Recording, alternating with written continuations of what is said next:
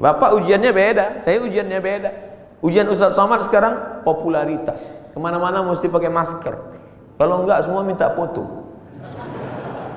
Saya kalau naik pesawat pilotnya minta foto, saya nggak terlalu risau. Pramugarinya minta foto juga. Ini yang saya payah, nggak susah sedikit. Pede sekali dia ngomong begitu.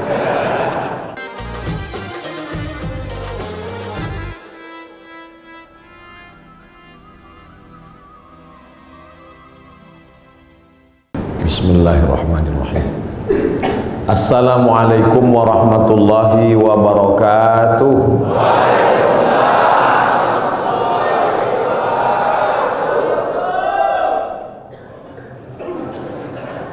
Begitu kalau tentara menjawab. Alhamdulillah wassalatu wassalamu ala Rasulillah wa ala alihi wa sahbihi wa man da'a bi da'watihi wastanna bi sunnatihi ila yaumi liqa'i rabbih. Rabbi shrah li sadri wa yassir li amri wahlul 'uqdatam min lisani yafqahu qawli. Saya berceramah di tengah TNI, tentara ini rasanya sudah sering. Perasaannya ngeri-ngeri sedap. Dulu diundang oleh Komandan Korem Wirabima Riau Pekanbaru, dan biasanya mudah diingat karena mereka buat sesuatu yang khas. Itu teringat terus karena saya disuruh ceramah di atas mobil seumur umur. Jadi ada sesuatu yang membuat kita teringat. Berganti waktu itu Pak Nurendi, berganti komandan yang baru, itu teringat juga karena unik juga yang dia buat. Tiba-tiba datang ke rumah saya seorang tentara, Pak Dewa namanya. Pulang saya diberitahu tadi ada tentara datang. Saya tanya ngapain? Ngambil baju. Kenapa baju saya diambil? Ini ada apa-apanya ini? Rupanya beberapa hari setelah itu dia kirim 5 baju supaya Ustaz Somad ceramah bajunya ganti-ganti. Teringat. Kemudian pula di beberapa tempat ceramah hampir dibatalkan, tidak boleh, tapi akhirnya jadi. Setelah saya telusuri, kenapa jadi? Karena Bapak Dandim berani bertanggung jawab kalau ada hal-hal nanti yang bisa membuat Ustadz ceramahnya tidak jadi.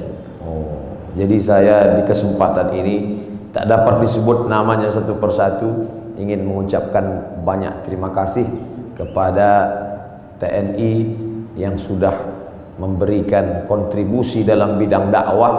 Mereka tidak berceramah tapi memberikan jalan. Kata Nabi, man jahaza ghazian, siapa yang memberikan jalan untuk dakwah maka dia sama seperti orang yang berdakwah. Dan siapa yang paling mulia nanti di hadapan Allah belum tentu yang ceramah, boleh jadi kameramen. Karena mereka yang menshoot kemudian mengupload dan ditonton orang banyak. Oleh sebab itu siapa yang paling besar pahala jasanya di hadapan Allah? Mudah-mudahan kita semua nanti melihat amal kita di hadapan Allah, dan kita bersama di masjid ini, bersama di majelis duha ini, bersama di masjid Maulid Nabi Muhammad SAW, bersama pula kita nanti di surga Jannatul Firdaus. Kalau nanti Bapak Ibu mencari-cari kenapa Ustaz Abdul Somad tidak ketemu, tidak nampak di surga, cari di ruang VVIP. Kenapa Ustaz tiba-tiba ingat VVIP? Mengingat saudara-saudara yang di atas. Mereka ini ruang VVIP. Masya Allah, tabarakallah. Mengapa saya diundang dalam acara peresmian masjid? Memang itu doa saya selalu, dan saya sampaikan di beberapa ceramah. Tolong jangan undang saya peletakan batu pertama masjid, tapi undanglah saya pada acara peresmian peletakan keramik terakhir.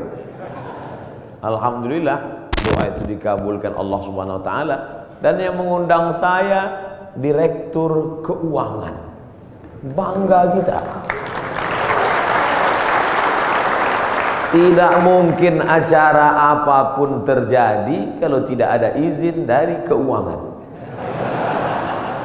Semuanya bicara uang, materi, duit. Oleh sebab itu kebanggaan luar biasa. Dan ternyata Bapak Direktur Keuangan TNI, Bapak Brigjen TNI Temas, ujungnya titel saya lupa. Beliau tidak melupakan pendahulu beliau disebutkan yang ke-17, ke-18, ke-19, ke-20.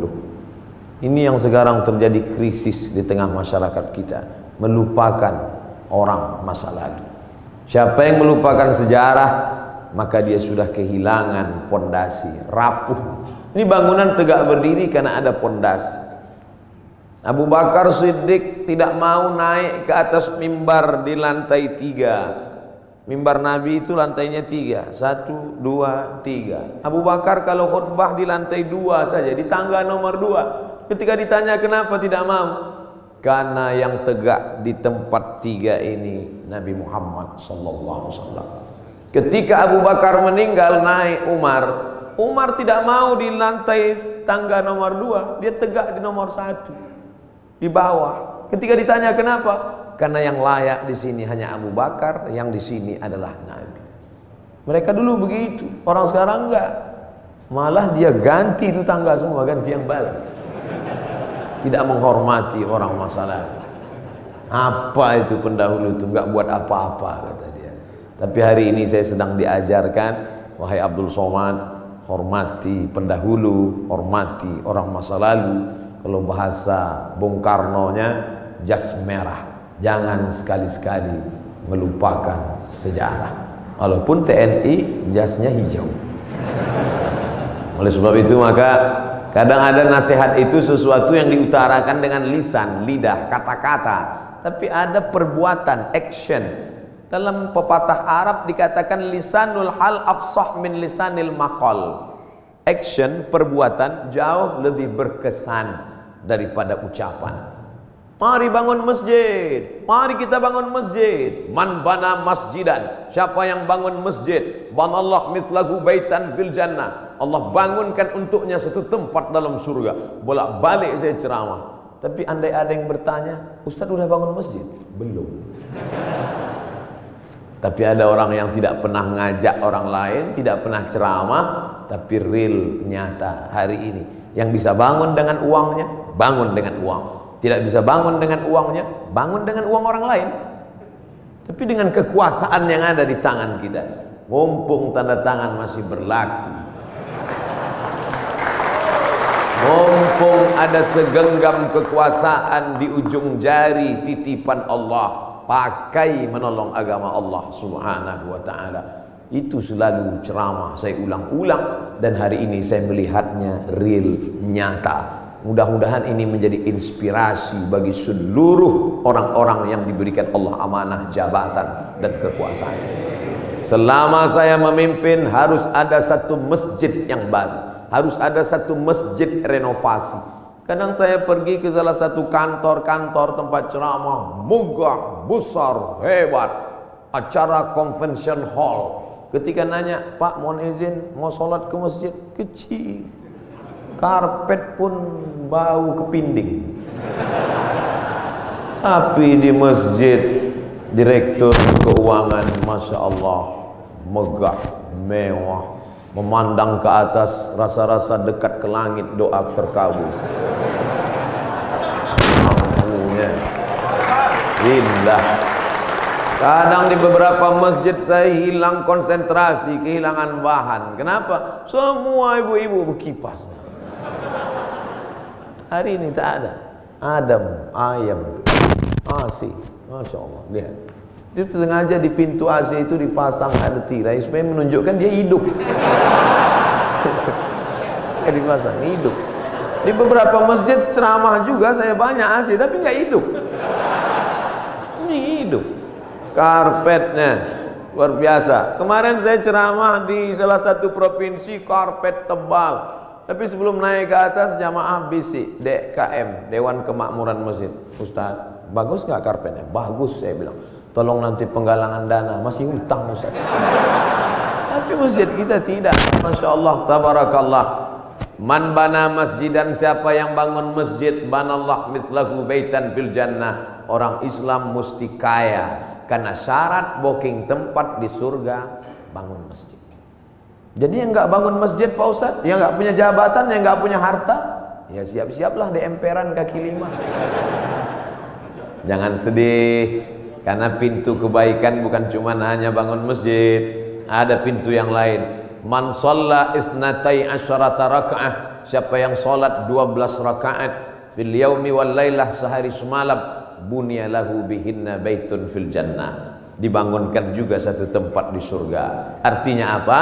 Yang bisa bangun masjid dengan materi, uang, kaya, kekuasaan, silakan. Yang nggak bisa, makmurkan masjid dengan sholat sunat 12 rakaat. 2 rakaat sebelum subuh, 2 rakaat setelah zuhur, 4 rakaat sebelum zuhur, 2 rakaat setelah maghrib, 2 rakaat setelah isya. 12 rakaat. 2 rakaat sebelum subuh, 4 rakaat sebelum zuhur, 2 rakaat setelah zuhur, 2 rakaat setelah maghrib, 2 rakaat setelah isya. Salat sunat, simple, booking tempat. Bangun masjid sudah, salat sunatnya juga lancar, mantap. Sudahlah nggak bangun masjid, salat sunat pun enggak. Mau tinggal di mana? Masya Allah, tabarakallah. Ditunjukkan bahwa segenggam kekuasaan bisa dipakai untuk menolong agama Allah subhanahu wa ta'ala. Ustaz Samad, ajarkan kami, ceritakan kami tentang Nabi Muhammad supaya kami merasakan bagaimana dekatnya dengan Nabi. Bapak-bapak TNI, tidak perlu saya ceritakan bagaimana kehidupan Nabi, karena yang paling bisa merasakan rasanya, gimana kira-kira perasaan Nabi saat itu adalah bapak-bapak tentara. Kenapa begitu? Karena Nabi itu kehidupannya sebagai panglima perang, panglima tentara. Nabi jadi Nabi mendapat wahyu umur 40. Berdakwah di kota Makkah 13 tahun. 40 tambah 13, 53. Memimpin perang terbesar bernama Perang Uhud di tahun kedua. 40 tambah 13, 53. Tambah 2, 55. Nabi di usia 55 tahun, Perang Badar, naik kuda dari Madinah ke Badar, lokasi perang 150 km naik kuda. Tolong cari ustadz umat Nabi Muhammad yang umur 55 tahun naik kuda 150 km. Yang bisa melakukan itu hanya tentara, yang bisa merasakan sport, yang bisa merasakan naik kuda. 1 jam naik kuda sama dengan 1000 kali push up. Jadi kalau 150 km ditempuh Nabi usia 55, berarti 3000 kali push up. Siapa yang bisa melakukan itu? Saya nggak bisa. Saya ceramahnya aja mungkin bisa ikut Nabi, khutbahnya mungkin, tapi untuk melakukan seperti yang dilakukan Nabi Muhammad SAW, orang yang amat sangat sehat. Nabi umur 55 tahun memimpin perang 150 km, naik kuda 3000 kali push up menurut ilmu kesehatan. Hari ini apa yang dilakukan umat Muhammad umur 55 tahun? Membawa map ngurus pensiun. Jadi yang paling bisa merasakan itu adalah rasa sehatnya, rasa fit fisiknya, rasa kekuatannya. Iyalah, dia kan Nabi, kami kan manusia biasa. Ayatnya sudah dibacakan tadi. Wa ma Muhammadun illa rasul. Muhammad bukan Tuhan, Muhammad bukan malaikat, dia hanya seorang rasul. Qad halat min qablihir rusul. Rasul-rasul sebelum dia meninggal. Adam, Idris, Nuh, Hud, Salih, Ilyas, Ilyasa, Zakaria, Musa, Ibrahim meninggal dunia. Satu diangkat, Isa alaihissalam akan diturunkan di akhir zaman untuk menegakkan agama Allah Subhanahu wa taala. Tapi yang jelas bahwa sebagian nabi itu meninggal, mati, dicabut Allah nyawanya. Dia manusia biasa. Allah tidak kirim malaikat. Seandainya Allah kirim malaikat ke atas dunia ini, orang akan berkata, yalah dia bisa buat gitu, dia kan malaikat. Tapi kita semua bisa berkata, dia manusia, saya manusia. Dia sehat, saya sehat. Mohon maaf Ustadz Somad, tadi saya terlambat menyambut selamat datang karena olahraga dulu. Begitu kata Bapak Direktur tadi. Dan di sini ada olahraga memanah, ada pula olahraga berkuda. Memanah, berkuda, persis seperti yang dipesankan. Alimu auladakum, ajarkan anak-anak kamu as-sibahah, berenang, ar-rimayah, memanah, warukubal khail, berkuda. Cuman yang saya heran, kenapa yang disebutkan cuman memanah dan berkuda? Berenangnya mana? Ternyata tentara tidak perlu disebut berenang, karena kalau tidak lulus berenang tak mungkin lulus jadi tentara. Memanah, tepat sasaran. Untuk apa lagi memanah? Kan sekarang sudah ada senjata. Bagaimana nanti seandainya ada suatu zaman lalu lewat meteor besar di atas muka bumi, lalu semua busi-busi tertarik, habis dia sedot seperti busi berani yang lewat di atas bumi, maka semua busi tertarik. Apa lagi yang bisa kita pakai kecuali memanah? Sehebat-hebatnya penembak sniper, tak ada lagi peluru, tidak ada lagi senjata, yang ada hanya panah. Maka memanah hari ini adalah senjata masa depan.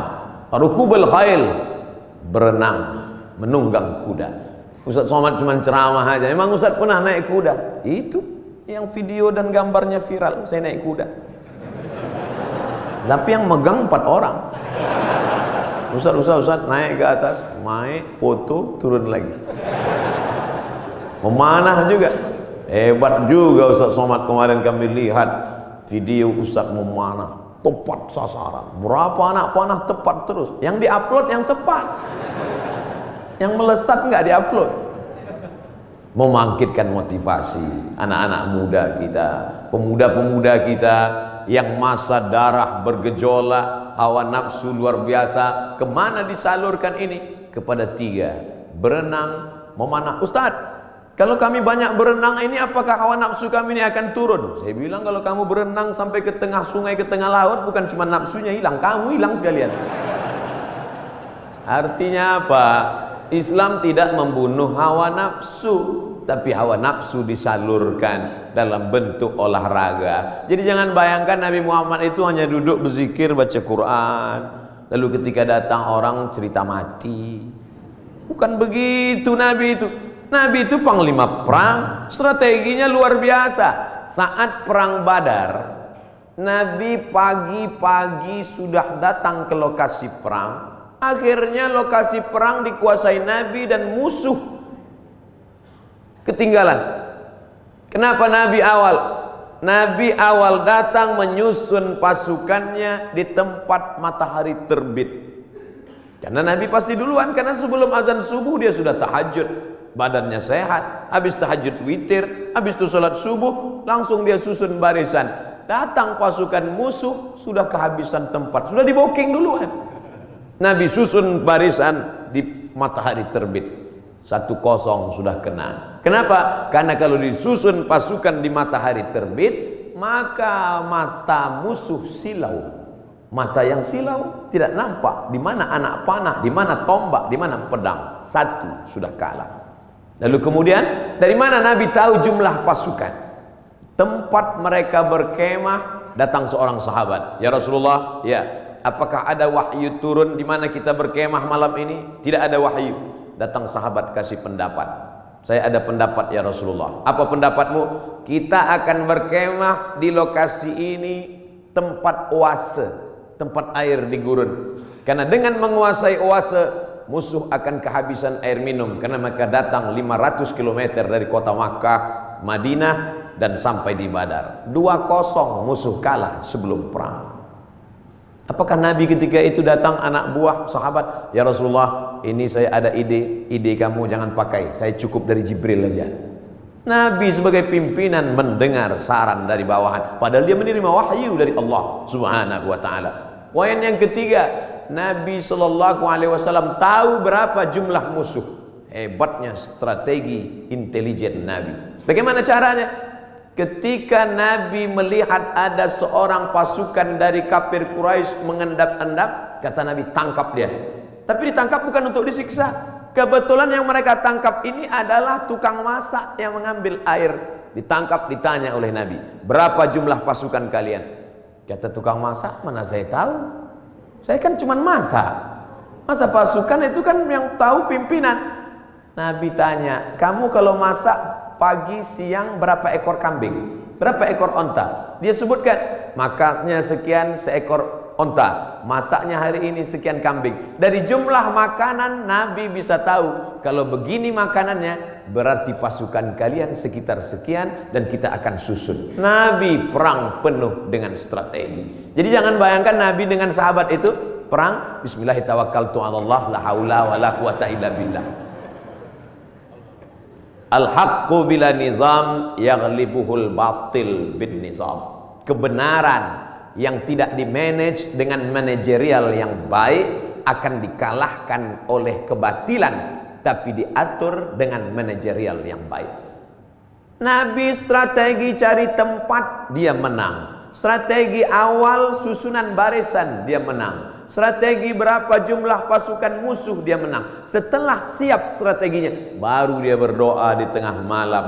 Saat dia berdoa itu dari Isya sampai subuh, datang Abu Bakar tengah malam mendekati Nabi. Hasbuka ya Rasulullah, wahai Nabi Muhammad, cukuplah berdoa itu, berhenti, doamu pasti dikabulkan Allah. Tetap dia berdoa sampai subuh. Lengkap persiapan mental, spiritual, kecerdasan intelijensia otak, dengan kelembutan hati berdoa. Hari ini orang hanya berdoa tanpa berusaha, berusaha tanpa berdoa sombong, berdoa saja tanpa usaha pesong. Pesong bahasa Melayu gila. Kesiapan inilah yang agaknya dimatangkan. Alhamdulillah hadir juga bersama kita Bapak Direktur Bintal, hadir bersama kita. Bimbingan mental, spiritual ini harus terus dijaga. Ustaz Abdul Somad, di keuangan ini harus terus mentalnya dijaga.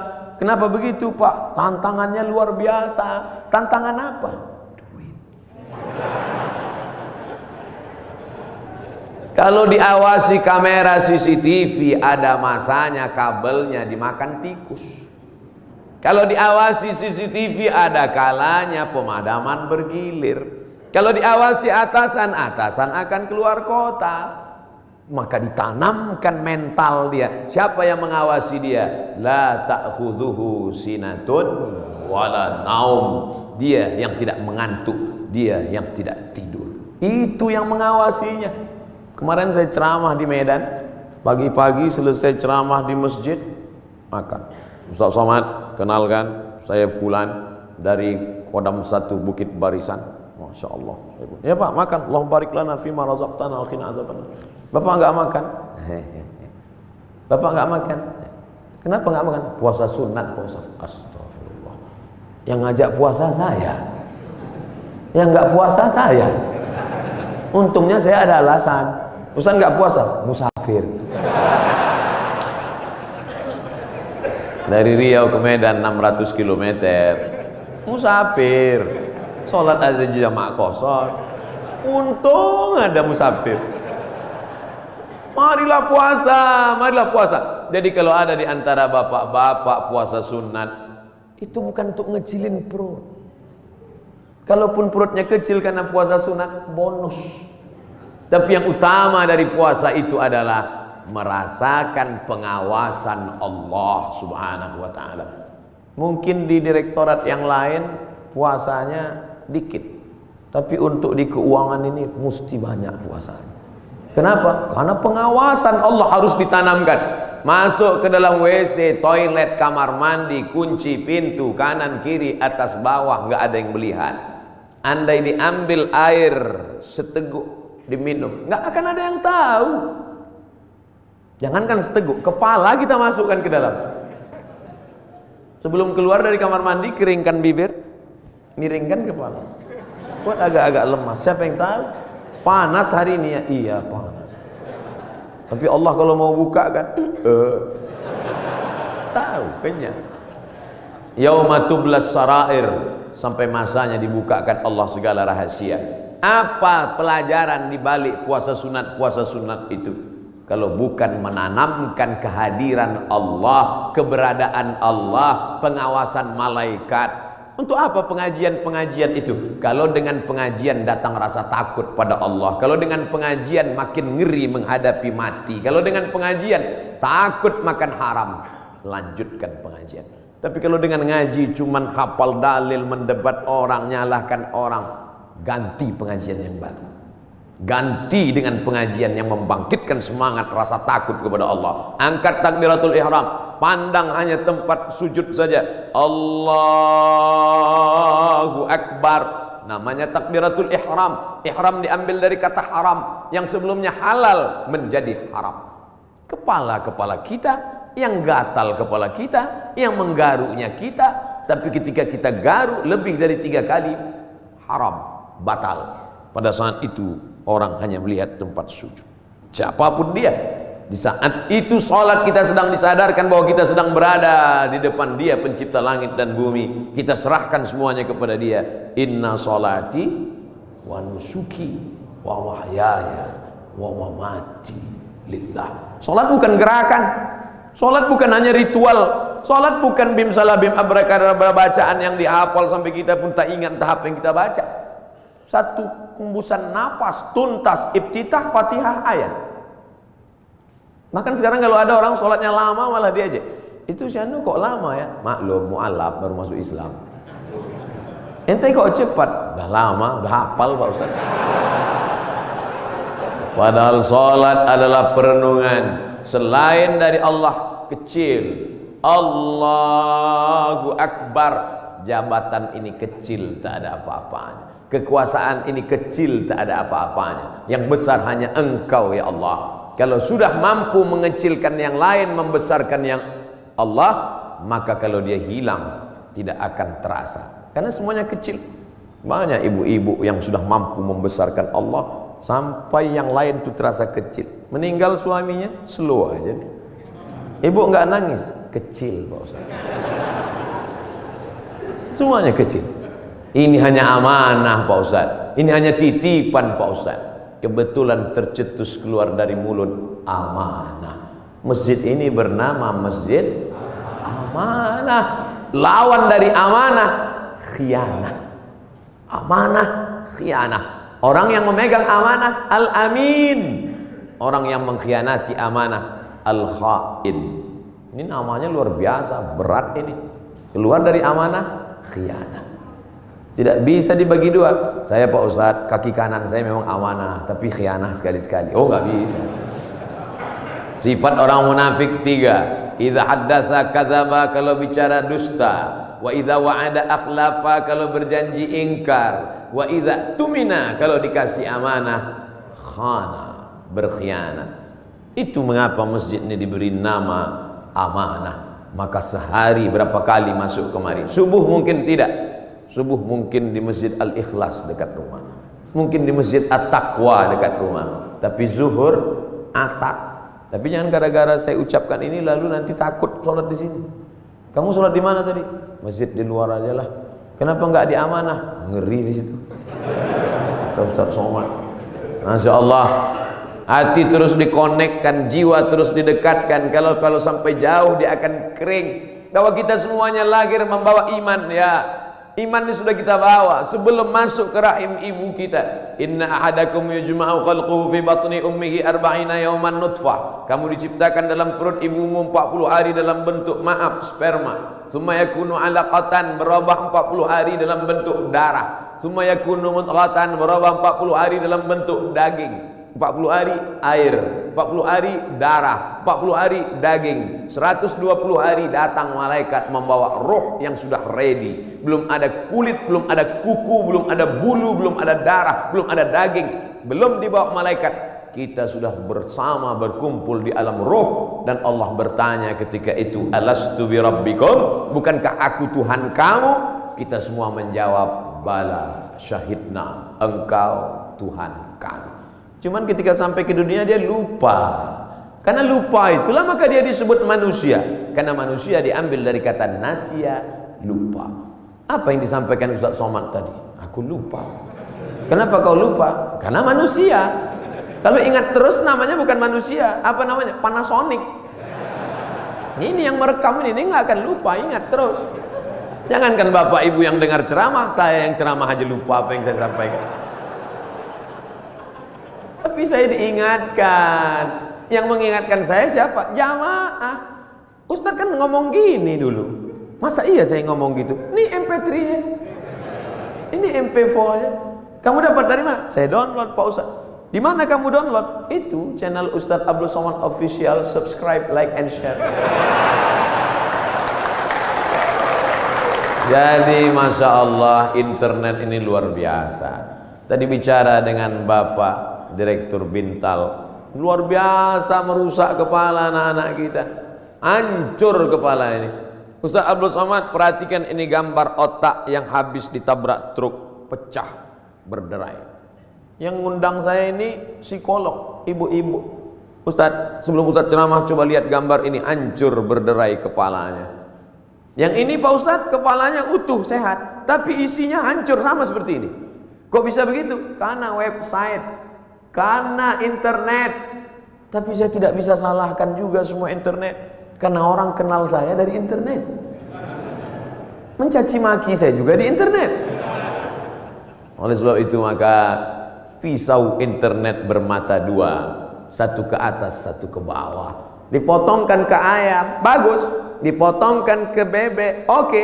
Dipotongkan ke sapi, bisa jadi hewan kurban. Tapi kalau ke atas memotong leher dan urat nadi, dia bisa mati. Siapa yang bisa mengontrol sekarang? Kalau bukan iman dan takwa kepada Allah Subhanahu wa ta'ala. Maka saya bangga, Ustaz Abdul Somad, ini imam kita, ini khotib kita, pakai baju tentara. Kami yang sipil, yang tidak punya seragam ini, terus terang amat sangat bangga melihat bapak ibu menjadi khotib, melihat bapak ibu jadi imam, melihat bapak ibu menjadi orang yang sholat berjamaah. Dulu susah kalau mau menasihati orang, mari sholat, mari puasa, mari berjamaah. Sekarang saya tinggal simple aja ngasih tahu. Anak-anak SMA, anak-anak pesantren, lihat itu, bapak tentara sholat di masjid, bapak polisi pengajian. Ibu-ibu pun mudah sekarang nasihati anak-anaknya. Lihat tuh, pak polisi sholat di masjid, pak tentara sholat di masjid, angkatan udara sholat di masjid. Pistol mereka besi, bapakmu nggak punya pistol nggak sholat.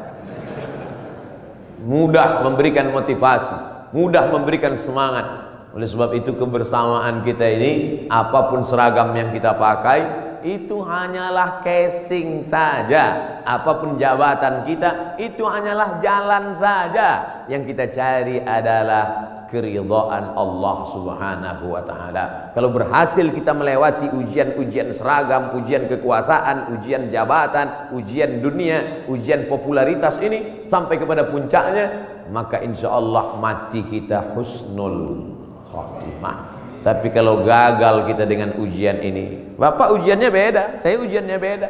Ujian Ustaz Somad sekarang popularitas, kemana-mana mesti pakai masker. Kalau enggak semua minta foto. Saya kalau naik pesawat, pilotnya minta foto, saya nggak terlalu risau. Pramugarinya minta foto juga. Ini yang saya payah, nggak susah sedikit. Pede sekali dia ngomong begitu. Bapak Ibu yang dimuliakan Allah Subhanahu wa ta'ala. Tapi saya yakin dan percaya dengan istiqomah melaksanakan ibadah ini, dengan senantiasa menempelkan kening ini ke lantai, kita sadar bahwa kita dari tanah dan akan kembali kepada tanah. Yang di badan ini pun dari tanah, dilihat warnanya warna tanah, dan akan mati dimakan cacing tanah. Saat diangkat tangan sadar tanah, diusapkan ke wajah bau tanah, dan kau akan mati dimakan cacing tanah. Abdul Somad yang diciptakan dari api, tolong angkat tangan. Berarti setan. Dia sendiri ngaku, khalaqtani min nar, aku dari api, wa khalaqtahu min tin, dia dari tanah. Ana khairum minhu, I'm better than him. Saya lebih mulia dari dia, saya lebih tinggi, saya lebih hebat, saya lebih agung. Kalau ada nanti orang berkata begitu, bisikkan saja, kau saudara setan. Oh, jangan ngomong gitu Pak Ustadz, terlalu kasar. Lembutkan sedikit. Saudara setan. Dengan sholat kita sedang disadarkan siapapun kita tempelkan 7 anggota badan kita ke lantai dari atas sampai ke bawah. Ujung kaki 2, ujung tangan 2, ujung lutut 2, 1 kening menempel ke lantai. Mentang-mentang orang hebat, kekuasaan tinggi, tak mau menempelkan ke lantai. Allahu Akbar, tempel ke tiang. Enggak sah sholat kecuali sakit, duduk di kursi. Kalau makhluk di bumi tidak lagi mau mendengar kata-katamu, siapapun tak lagi memperdulikanmu, berbisiklah ke tanah, makhluk-makhluk langit akan mengaminkan doa-doa. Bangun di tengah malam, mengadu kepada Allah. Ngadunya pada Allah. Sekarang banyak orang ngadu ke Facebook. Semua diadukan di wall Facebook, Twitter. Makin dibaca komennya, makin stres, depresi, bersunyi-sunyi di tengah malam.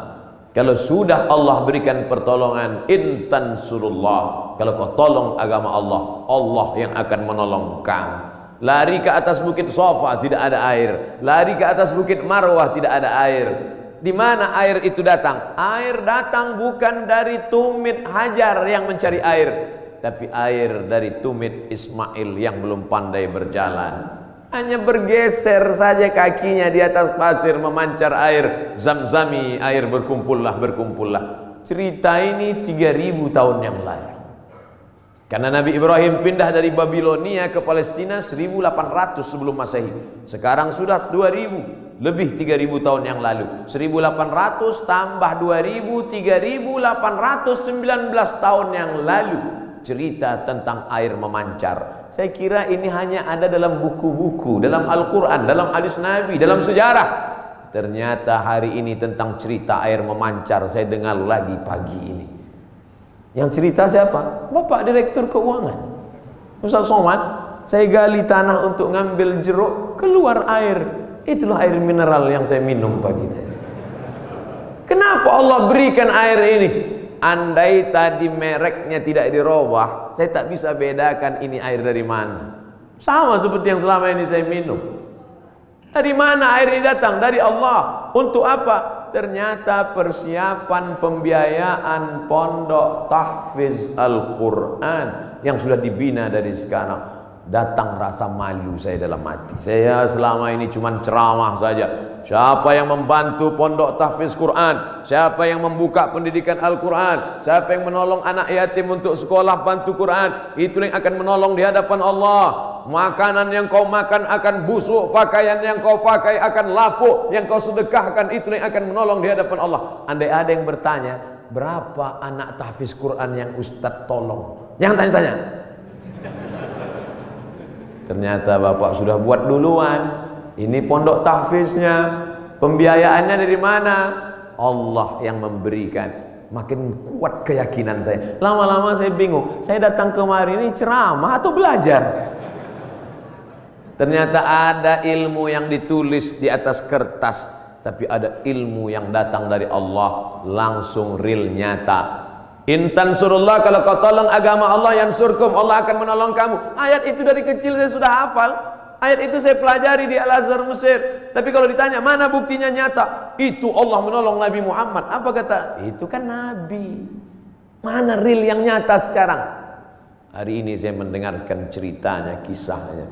Hari ini saya nampak real dengan nyata. Kalau kau tolong anak yatim, kau tolong pondok tahfiz Quran, kau tolong orang menghafal Quran, Allah akan menolong engkau. Sumber air mineral yang lulus lembaga badan pengawasan obat dan makanan menyatakan air ini layak. Siapa yang memberikan? Innama amruhu idza arada syai'an ayaqula lahu kun fayakun. Ternyata tolonglah agama Allah ini. Jangan pernah takut dan jangan pernah cemas. Kadang-kadang kalau terlalu banyak orang menakut-nakuti kita, kita jadi takut juga. Kita sudah berani, tapi karena ditakut-takuti orang, kita pun jadi takut juga. Ini Ustaz cerita tentang siapa? Tentang saya. Saking banyaknya yang membuli kita, kita jadi cemas juga lama-lama. Tapi rupanya semakin banyak cerita kita dengar tentang turunnya pertolongan Allah. Ala inna nasrallahi qarib. Yakinlah pertolongan Allah itu dekat. Jangan pernah takut dengan akhir masa pensiun, nanti saya akan makan apa, nanti saya... Berapa banyak orang berpikir nanti pensiun makan apa, malaikat maut datang malah sebelum pensiun. Malaikat maut tidak pernah datang melihat akte kelahiran. Berapa banyak orang sehat mati mendadak, yang divonis mati, nggak mati-mati. Saya berapa kali ketemu ceramah dalam pengurus masjid, Ustaz Somad, nanti habis ceramah kita makan ya. Oke. Bedanya kalau di masjid lain setelah ceramah baru makan. Di kantor keuangan TNI sebelum ceramah udah makan duluan. Tabarakallah. Ketika selesai makan, kata Pak Ketua Dewan Kemakmuran Masjid, Ustaz Somad, saya ini sudah divonis, kata dokter, kena jantung koroner, harus dibelah urat kaki naik ke atas. Terus saya takut Pak Ustadz ngelihat ayam potong dibelah. Jadi ya saya nggak dioperasi. Katanya berapa lagi umur Bapak? 2 bulan Pak Ustadz. Terus udah 2 tahun nggak mati-mati. Bukan saya ngatakan Bapak Ibu nggak usah cek. Saya tetap medical check up, tetap ke rumah sakit, tetap tanya dokter. Termasuk kurusnya saya ini pun saya sudah konsultasikan ke dokter. Apakah saya ini sakit Pak Dokter? Kata dokter di Batam, Ustadz Somad, Ustadz kalau mau lebih berwibawa tambah beratnya dikit. Gimana Pak Dokter? Minum susu kental manis 3 kali sehari. Pagi segelas, siang segelas, malam segelas. Sebulan akan naik sekian kilo. Oke Pak. Sebulan saya minum, timbang tetap. Saya tanya, Pak Dokter, sudah saya minum kok nggak nambah? Kata dia, Ustadz terima aja, berarti sudah takdir Allah SWT. Yang penting saya sehat. Ini saya ceritakan supaya Bapak Ibu tidak terlalu memaksakan diet ingin seperti saya.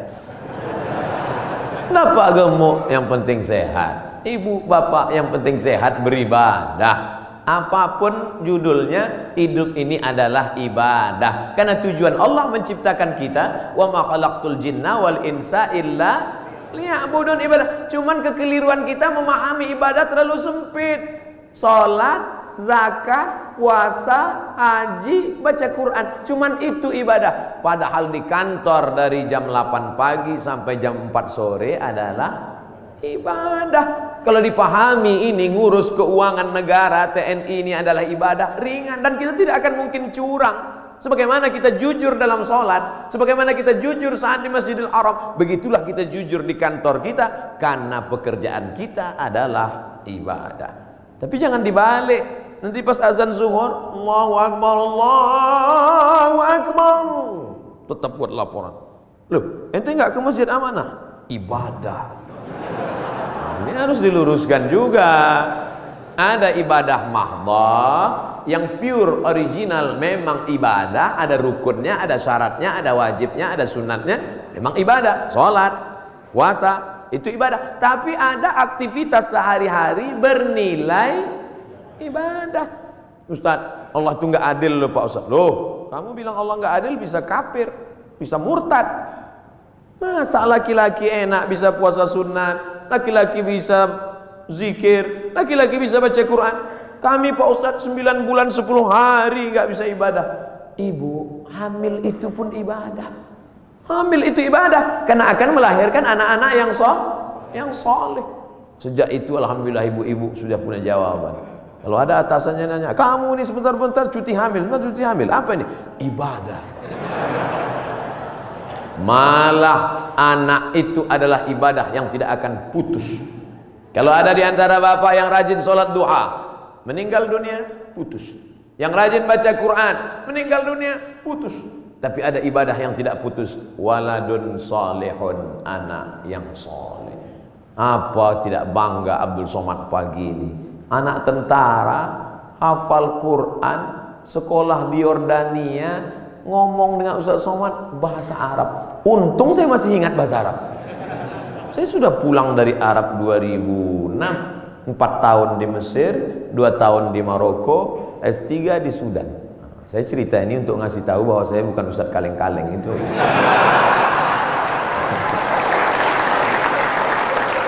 Kadang kalau ada orang cerita itu kita terlalu fokus pada kata-katanya. Sebetulnya di balik cerita itu yang penting, bukan kata-katanya itu. Perhatikan baik-baik. Saudara yang dimuliakan Allah SWT. Tapi kadang perempuan yang diingatnya bukan substansi maknanya, tapi katanya itu yang dia ingat. Makanya banyak perempuan terbuai oleh kata laki-laki, karena banyak laki-laki yang pandai menjual kata.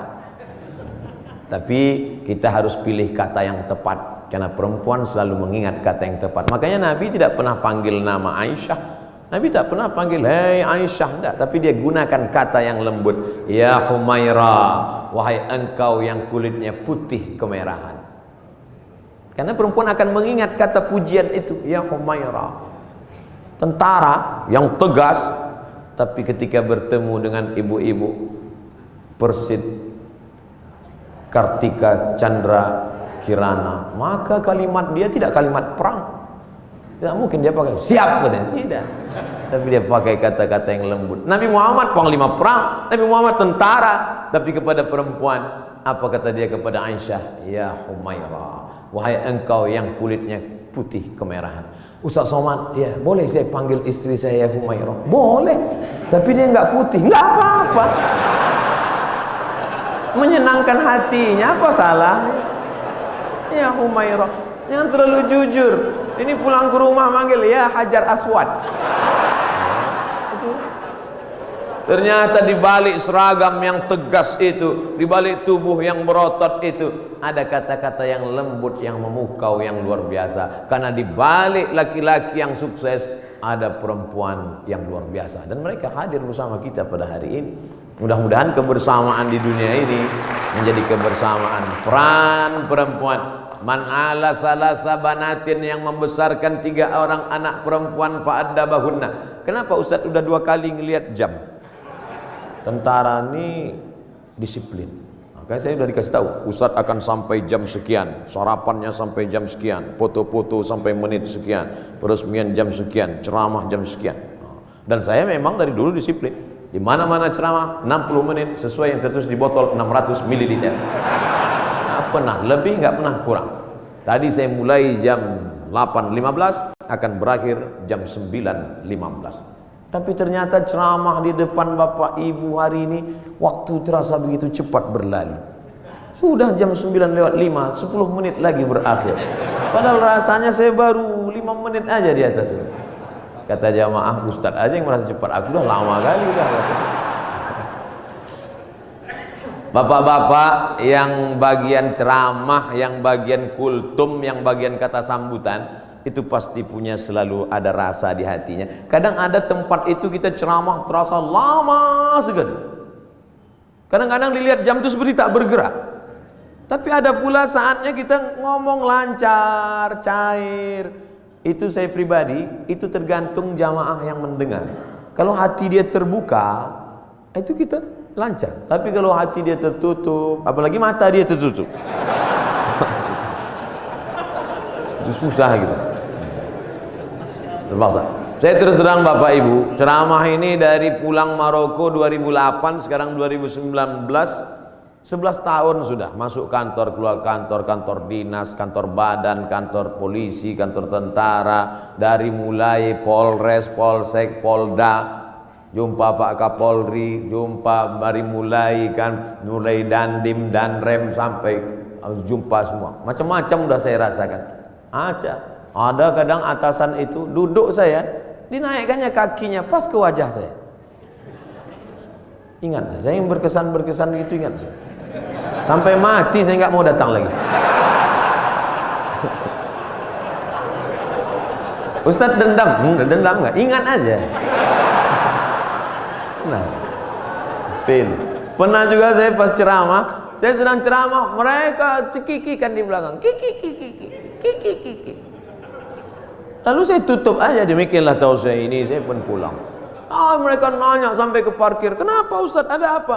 Saya bilang, la tu'alliqil jawahir fi a'naqil khanazir. Jangan gantungkan permata di leher babi. Karena babi tidak bisa membedakan mana pasir, mana permata, mana rambut, mana ijuk, mana rumput, mana ilalang, mana padi. Dia tak bisa bedakan.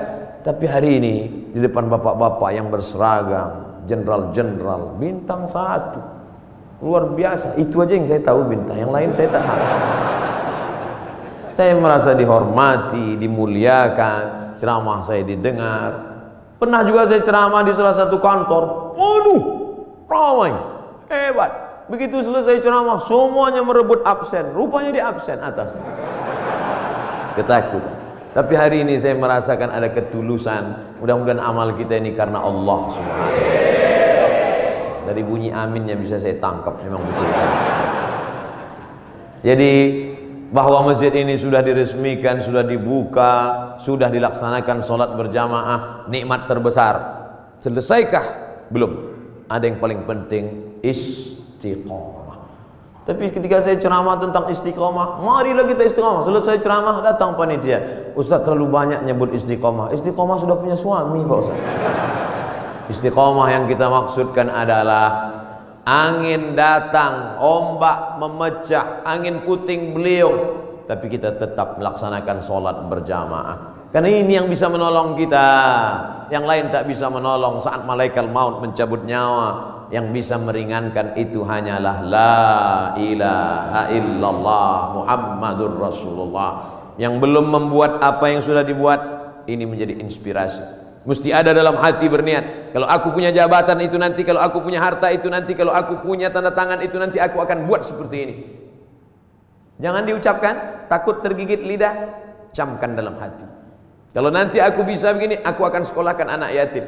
Aku terinspirasi dengan ceramah Ustadz tadi, ternyata Allah tolong rezeki berlimpah kalau sekolahkan anak yatim. Pulang dari sini jam 4, jam 5 nanti sore, mampir ke panti asuhan, tanya, saya belum bisa buat panti di rumah, tolong ke sini. Berapa anak yatim di sini Bapak panti, saya mau ngasih beras kemari. Untuk semuanya Pak? Enggak, 3 kilo aja. Kebetulan kita baru mampunya segitu, jangan paksakan lebih dari kemampuan. La yukallifullahu nafsan illa wus'ah. Beramal ini kalau mau ditunggu nantilah sholat sunat, setelah ini agak ringan, tidak akan pernah. Bersedekah pun begitu. Saya nantilah sedekah Pak Ustadz setelah kepribadian saya mapan, punya rumah pribadi, mobil pribadi, kebun pribadi. Nantilah Pak Ustadz setelah anak kuliah, ternyata biaya kuliah makin tinggi. Nantilah setelah anak kerja, ternyata setelah kerja persiapan untuk nikah. Nantilah setelah anak punya anak, ternyata cucunya lebih banyak lagi biaya. Sampai mati kita tidak pernah beramal. Mumpung masih sehat, sempat-sempatkan. Mumpung masih ada, sempat-sempatkan. Mungkin yang kecil itulah nanti akan menolong kita di hadapan Allah Subhanahu wa ta'ala. Abdul Somad diminta bercerita tentang Nabi Muhammad dalam waktu 60 menit. 63 tahun mau diceritakan 60 menit. Bahasa Arabnya mustahil. Impossible, tidak mungkin itu. Oleh sebab itu kita gunakan telinga, datang pengajian, ceramah, tausiah, maulid. Wal basar, mata, baca buku. Saya anjurkan di bulan maulid ini beli buku sejarah Nabi, macam-macam. Saya pernah diberi oleh Bapak Dirintel, judulnya Intelijen Nabi. Bagus. Jadi yang dibaca itu khusus aspek intelijen Nabi. Saya pernah juga diberi buku, tapi untuk buku umum yang bahasanya simple, sederhana, judulnya Ar-Rahiq Al-Makhtum. Tidak diterjemahkan ke bahasa Indonesia judulnya. Memang itu judulnya, Ar-Rahiq Al-Makhtum, tapi isinya bahasa Indonesia. Ditulis oleh seorang pemenang Nobel Sejarah Islam Internasional dari India, namanya Syekh Safiur Rahman Al-Mubarak Furi. Dulu bukunya saya beli 44.000, soft copy, soft cover. Kalau harganya naik bukan tanggung jawab saya. Beli. Nanti kita mati, anak kita buka lemari, menangis dia melihat buku, ternyata papa meninggalkan buku tentang Nabi. Pertama dia nangis karena ada warisan tentang Nabi. Yang kedua dia nangis bukunya masih di sampul plastik. Tapi nggak apa-apa. Tanamkan cinta Nabi pada anak-anak kita, supaya sebesar apapun jasa kita, anak kita lebih hormat Nabi daripada kita. Kenalkan anak kita dengan Nabi. Tadi sebelum kemari saya ketemu dengan sahabat-sahabat dari artis. Kalian tidak bisa ceramah, buat film animasi, buat film cerita tentang Nabi. Nusa dan Rara, cerita tentang Nabi untuk anak-anak kita. Kan nggak mungkin anak-anak itu saya ceramah tentang Nabi. Kumpulkan anak 5 tahun, saya ceramah Assalamualaikum Rasulullah, nggak peduli mereka. sesuai dengan bahasa mereka masing-masing. Ibu-ibu dengan video pendek share di grup-grup WhatsApp, anak-anak dengan video-video animasinya, bapak-bapak dengan ceramah khutbah Jumatnya. Tapi yang paling penting adalah perbuatan kita, tindak tanduk kita mencerminkan Muhammad sallallahu alaihi wasallam. Biasanya Ustaz Somad kalau ceramah itu pakai poin 1, 2, 3. Di sini tidak, karena saya berhadapan dengan jamaah yang smart. Ustadznya Somad. Jamaah sudah bisa menyimpulkan sendiri. Apalah kesimpulan ceramah Ustaz Somad tadi? Kesimpulannya adalah hidup adalah ibadah. Maka setiap detak jantung, hembusan nafas, langkah kaki, ayunan tangan, bisikan telinga, kedipan mata, semuanya mesti bernilai ibadah. Kalau bergerak, geraknya adalah zikir. Kalau diam, diamnya adalah fikir. Berzikir dapat pahala, berpikir pun dapat pahala. Makanya kalau ada teman di sebelah dari tadi diam aja, berarti dia sedang berfikir. Sampai meleleh Pak Ustaz. Waktu-waktu kosong diisi dengan Allahumma salli ala sayyidina Muhammad wa ala ali sayyidina Muhammad. Allahumma salli ala sayyidina Muhammad wa ala ali Muhammad. Allahumma salli ala sayyidina Muhammad wa ala Muhammad. Ketika terjadi tsunami, dicarilah makam-makam yang tertimbun. Ada satu makam belum dikebumikan, jasad di balik-balik kayu batu ditemukan jasad seorang tentara masih berbaju seragam. Sudah seminggu jasadnya tidak busuk, utuh. Semua orang heran, dia bukan ustadz, bukan penghafal Quran, manusia biasa. Apa yang membuat jasadnya tidak busuk, harum semerbak? True story, kisah nyata. Dicari teman-temannya, apa yang membuat? Dia tidak pernah mau membicarakan aib orang lain. Setiap ada orang-orang cerita aib, dia pergi atau diam dan selalu berzikir. Allah jaga jasadnya dari cacing tanah, Allah jaga jasadnya dari bakteri sehingga tidak tercium bau aroma bangkai, karena dia selalu menjaga aib orang lain. Amal kecil, simple, sederhana yang disangka tidak apa-apa tapi ternyata besar di hadapan Allah Subhanahu wa taala. Sebelum kita berdoa, saya minta request satu doa. Dimanapun Bapak Ibu berada, doakan Abdul Somad supaya mati husnul khatimah. Jangan sekarang, kita masih ada jadwal banyak lagi. Tapi mati tidak bisa direquest. Jangan pernah takut pada mati. Yang perlu kita khawatirkan apa bekal kita bawa menghadap mati, menghadap Allah Subhanahu wa taala. Di akhir majlis, majlis yang dihadiri malaikat, majlis yang dibanggakan Allah, majlis yang diaminkan oleh orang-orang soleh, mari kita berdoa. Mohon ampun banyak silap dan salah. Astaghfirullahalazim, astaghfirullahalazim, astaghfirullahalazim alladzi la ilaha illa huwal hayyul qayyum wa atubu ilaih. Ala hadhihi niyyah, untuk niat yang baik ini. Al-Fatihah. A'udzubillahi min